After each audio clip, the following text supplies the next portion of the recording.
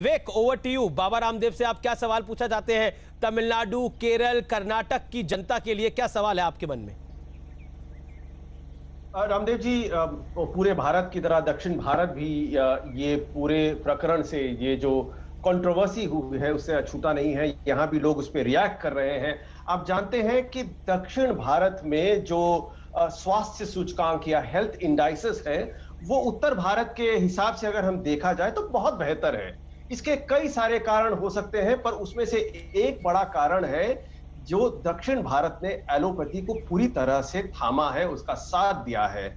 उसका एक और कारण है कि यहाँ पे जो ईसाई मिशनरीज थे, हालांकि उनके नंबर्स बहुत कम थे। केरल में तकरीबन 18% ईसाई हैं, तमिलनाडु में 6% हैं, पर भारत के अन्य संस्थानों से ज्यादा है। पर यहाँ पे जिस तरह से इन मिशनरीज ने जो अस्पतालों की स्थापना की थी, जिस तरह से नर्सिंग इंस्टीट्यूशंस और नर्सेस को तैयार किए थे। आप जानते हैं केरल के नर्सेस अभी पूरे पूरे पूरे पूरे भारत में ही नहीं, पूरे दुनिया में फैली हुई है। जिस तरह से इनके काम करने का तरीका रहा है, जिस डेडिकेशन से इन्होंने काम किया है, उसका फायदा ये हुआ, चाहे चेचक हो या चाहे पोलियो हो, ये बाकी भारत के स्टेट्स के मुकाबले दक्षिण भारत में बहुत जल्दी बाहर हुआ। उसमें एलोपैथी का बहुत बड़ा एक हाथ भी है, और उसमें दूसरा हाथ है मिशनरी और ईसाइयों का। क्यों ऐसा लगता है यहाँ के लोगों को कि एक तरह से, एक तो आपके जो आपका जो संस्थान है, वहां से जो आवाजें आ रही हैं जो ये कह रही हैं कि अगर ईसाई is equal to allopathy, Hindu is equal to Ayurveda. अगर आप हिंदू हैं तो आप आयुर्वेद को देखिए, अगर आप ईसाई हैं ये तो बाहर का है, वेस्ट का है, हमारा नहीं है। ऐसा क्यों एक एक एक सिग्नल आ रहा है आपकी तरफ से? बाबा रामदेव, जवाब।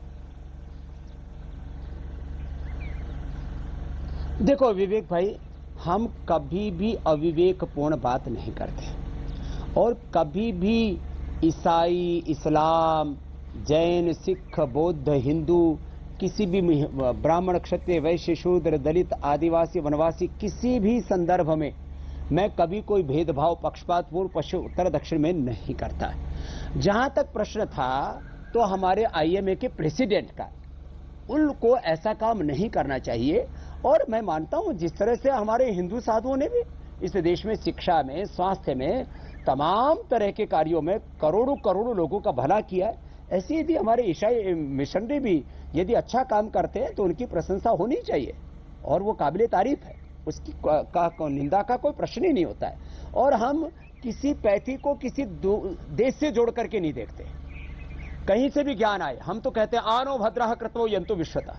सब दिशाओं से जहां से भी ज्ञान आया हम उसका स्वागत करते हैं। जहां तक आपने चेचक, पोलियो आदि के बारे में कहा, मैं आपसे एक बात कहना चाहता हूं। माना हमने चेचक, पोलियो को भगा दिया, लेकिन हर 10 में से कम 2 व्यक्ति, 1 से 2 व्यक्ति फैटी लिवर से पीड़ित नहीं है क्या? हर 10 में से 1 व्यक्ति क्या डायबिटीज टाइप 1 और टाइप 2 से पीड़ित नहीं है क्या? हर 10 में से 1 व्यक्ति को हाइपरटेंशन नहीं है क्या? हर 25-50 लोगों में से 1 व्यक्ति को थायराइड की प्रॉब्लम नहीं है क्या? हर तीसरे व्यक्ति को क्या आर्थराइटिस की प्रॉब्लम नहीं है क्या? ऐसे कितने प्रॉब्लम्स हैं, और इनका समाधान यदि योग, आयुर्वेद, नेचुरोपैथी में और भारतीय जीवन शैली में है तो उसका सम्मान करना यह एलोपैथी का अनादर नहीं है। मैं कहता हूं दोनों में एक सामंजस्य होना चाहिए, और सभी प्रकार की जितने भी रिलीजन्स है उनमें भी हार्मनी होनी चाहिए। पूरे भारत में नहीं, पूरे विश्व में हार्मनी होनी चाहिए। मैं तो उसका पक्षधर हूं विवेक भाई। धन्यवाद जी विवेक, कोई और सवाल आपका?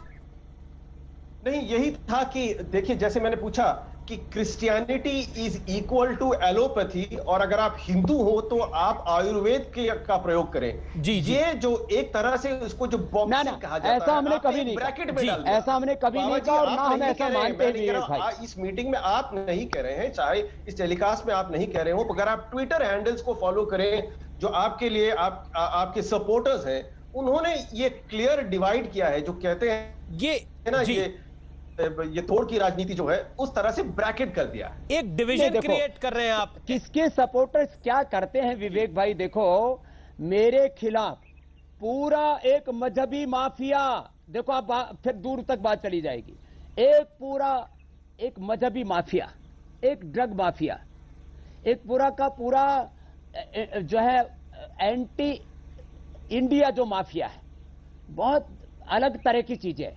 माने जिनके दिलों दिमागों में जहर भर रखा, वो मेरे लिए क्या कितना जहर उगलते हैं। सुबह से शाम तक कम से कम 1 करोड़ से ज्यादा लोग हैं जो स्वामी रामदेव को गाली देते हैं, योग को, आयुर्वेद को, नेचुरोपैथी को, रामकृष्ण को और गौतम कड़ाद, जमनीनी पाणी, पतंजलि को, अपने पूर्वजों को गाली देने का काम करते हैं ट्रेडिशनली, प्रोफेशनली। और वो उनकी फंडिंग होती है विदेशों से। ये बात बहुत दूर तक चली जाएगी। किसके समर्थक क्या कहते हैं? मैं अपने समर्थकों को कभी भी किसी भी प्रकार के पॉलिटिकल टेररिज्म, इंटेलेक्चुअल टेररिज्म, मैं किसी भी प्रकार के हेल्थ टेररिज्म के लिए, किसी भी प्रकार के सोशल टेररिज्म के लिए मैं किसी को नहीं उकसाता और नहीं उकसाऊंगा। मैं तो एकता के ही गीत